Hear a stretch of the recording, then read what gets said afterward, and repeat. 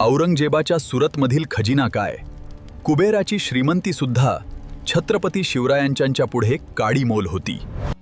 सुरतेच्या आसपास तिन्ही बाजूला समुद्र, पूर्ण भारतवर्षात पसरलेले मोगली साम्राज्य, 101 शूर सरदार, लाखो सैन्य, घोडदळ, पायदळ, शेकडो जहाजं, अगणित संपत्ती आणि त्यांचा शहंशाह औरंगजेब. मग कोण नजर वर करून बघणार अशा सुरतेकडे? कोण बघणार? सह्याद्रीच्या शिवाचा तिसरा डोळा आता उघडला होता आणि औरंगजेबाच्या सुरतेवर फिरत होता. काही दिवसातच सुरत पेटणार होती. बहिर्जी नाईक सुरतेच्या पोटात शिरले होते. नव्हे, शिवाचा तिसरा डोळाच सुरतेतून फिरत होता. कधी भिकारी, कधी व्यापारी, कधी फकीर, कधी सैनिक, कधी मजूर, कधी सैनिक, अशा हजार वेशात बहिर्जी आणि त्यांचे साथीदार सुरतेत जवळजवळ महिनाभर फिरत होते. कुठे जास्त घबाड सापडेल, कुठे अजिबात जायचे नाही, कोणच्या व्यापाऱ्याच्या महालात तळघर आहे, कोणच्या घरात तिजोरी भरभरून वाहत आहे, कुठे लपण्याच्या किंवा लपवण्याच्या जागा आहेत, कुठे चोरवाट आहे, कुठे छोट्या छोट्या गल्ल्या, कुठे मोठे मोठे रस्ते, कुठे दुकाने आणि गोदामे आहेत, कुठच्या दुकानात काय दडले आहे, हे सर्व बहिर्जी पाहत होते. आणखी एक गोष्ट त्यांच्या लक्षात आली. IQ माहितीप्रमाणे जवळजवळ 4 ते 5 हजार सैनिक सुरतेच्या रक्षणाकरिता तैनात केले होते, पण महिनाभर सुरतेत फिरून सुद्धा त्यांचा ठाव ठिकाणा किंवा त्यांचे काहीच अस्तित्व दिसत नव्हते. मग गेले कुठे?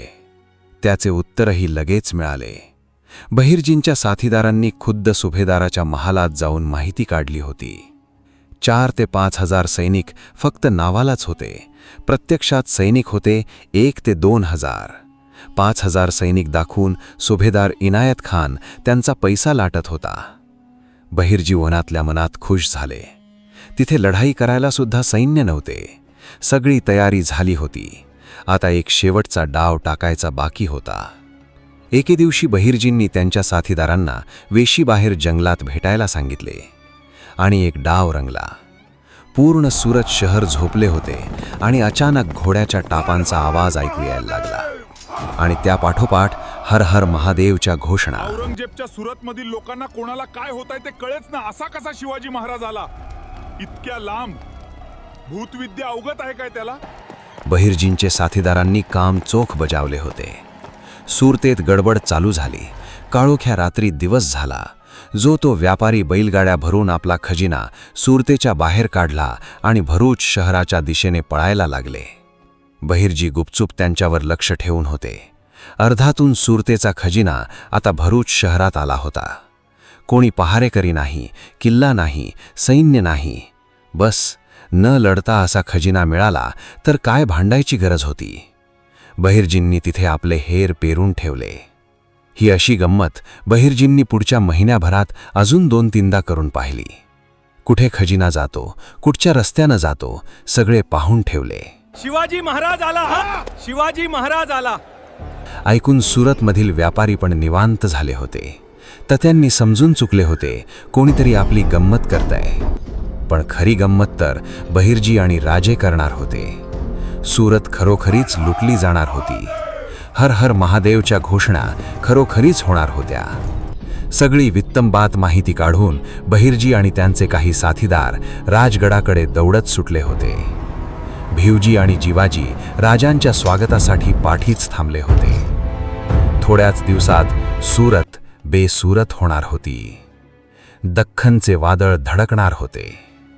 एक मराठा सरदार राजांना भेटायला आला होता.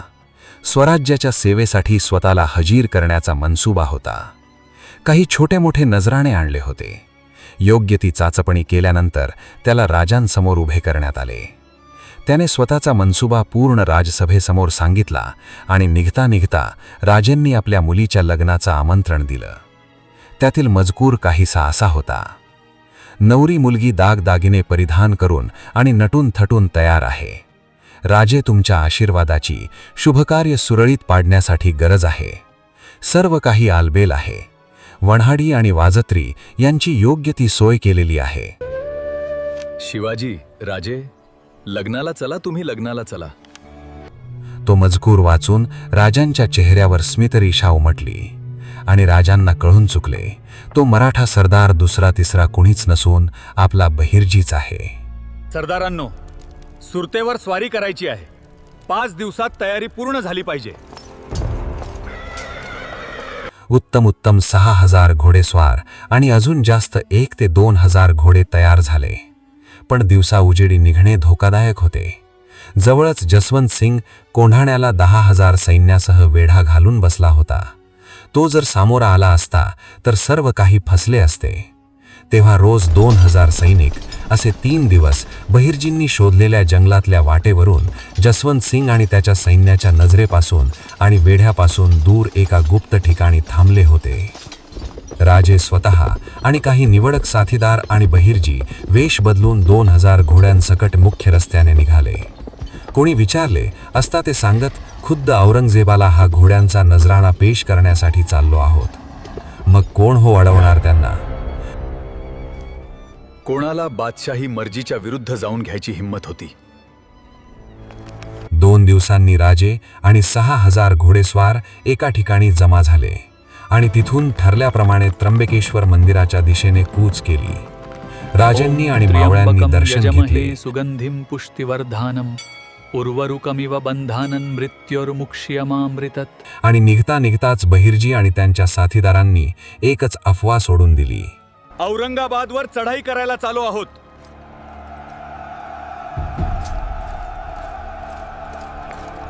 तेव्हा नुकताच शहाजादा मुअज्जम तिथे रुजू झाला होता.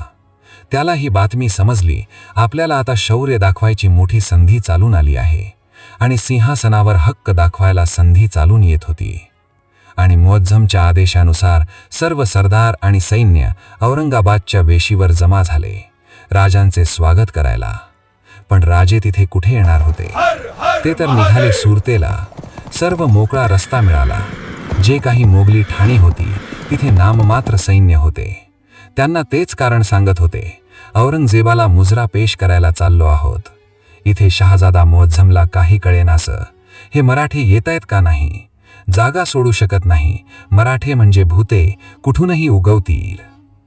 मजल दर मजल करत राजे, बहिर्जी आणि ती 6000 सह्याद्रीची भूते सुरतेपासून आत फक्त 2 ते 3 मैलाच्या अंतरावर पोहोचली होती. अजूनही कोणाला थांग पत्ता लागला नव्हता. सुरतेत सकाळ होत होती आणि अचानक कल्ला वाढला. सोने नाणे लपवायलाही वेळ नव्हती. मराठ्यांची छावणी अचानक एका रात्रीत उगवली होती. काहीच समजत नव्हते, ही भूतं एवढ्या लांब आलीत कशी?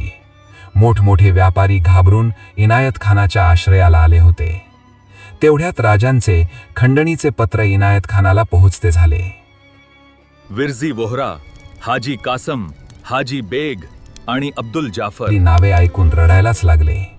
त्यांना आपली नावे समजलीच कशी? त्यांना खंडणी ठरविण्यासाठी पाचारण केले होते, नाहीतर दुपारनंतर सुरत बदसुरत होणार होती. पण कोणी आलेच नाही. उलट राजेंनी पाठवलेल्या स्वारालाही धमकी देऊन पाठवले गेले. मग काय आदेश होताच? हर हर महादेवच्या गजरात सुरुवात झाली. बहिर्जी आणि त्यांच्या साथीदारांनी कुठे कुठे खुणा करून ठेवल्या होत्या. ती घरे, दुकाने, गोदामे सर्वप्रथम लुटली गेली. मंदिरे, चर्च, मशिदी आणि स्त्रिया आणि मुले यांच्याकडे चुकूनही कोणी डोळा वर करून पाहिले नाही. आणि काही सद्गृहस्थ आणि दानशूर व्यापारी यांना कोणीही हात लावला नाही. महाल, घरे, गोदामे, वखारी 3 दिवस जळत होत्या. होत्याचे नव्हते झाले होते. कित्येक कैदी झाले होते. त्यातच इनायत खानाने राजांवर मारेकरी पाठवण्याचा मूर्खपणा केला होता. त्यामुळे अजून चवताळून मराठे जे दिसेल त्याला आग लावत होते. सह्याद्रीच्या शिवाचा 3रा डोळा आता उघडला होता. सुरतेत आता फक्त अग्नी तांडव करत होता. खूप सारी खंडणी राजेंनी आता गोळा केली होती. तेवढ्यात बहिर्जींच्या साथीदारांनी खबर आणली, कोणी एक मोगली सरदार सुरतेच्या दिशेने येत आहे. लढाई करायला वेळ नव्हता.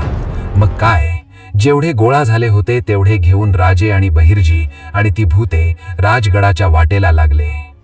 दिवसा आराम आणि रात्री प्रवास करून राजे आणि खजिना राजगडाच्या पायथ्याशी आला होता. बहिर्जी नाईक, जिवाजी भिवाजी आणि त्यांचे हेर खात राजे, राजगड आणि सह्याद्री आता निवांत झाले होते. राजे सुखरूप आला होता. बहिर्जी नाईकांनी खजिना लुटून मोठी कामगिरी बजावली होती. नव्हे सुरतेची बातमी कशी लपून राहील बादशापासून. मिर्झा राजे जयसिंग नावाचं वादळ आता सह्याद्रीच्या दिशेनं तुफान वेगात सुटलं होतं. खुद्द छत्रपती शिवाजी राजांना औरंगजेबासमोर पेश करण्यासाठी. तेव्हा तर बहिर्जींना जीवनातली सर्वात मोठी कामगिरी पार पाडायची होती. तर मित्रांनो, ही व्हिडिओ तुम्हाला कशी वाटली हे आम्हाला कमेंट करून नक्की सांगा आणि ह्या व्हिडिओला जास्तीत जास्त शेअर करा, लाईक करा आणि ह्या अमृतवेल मराठी चॅनलला सबस्क्राईब करा.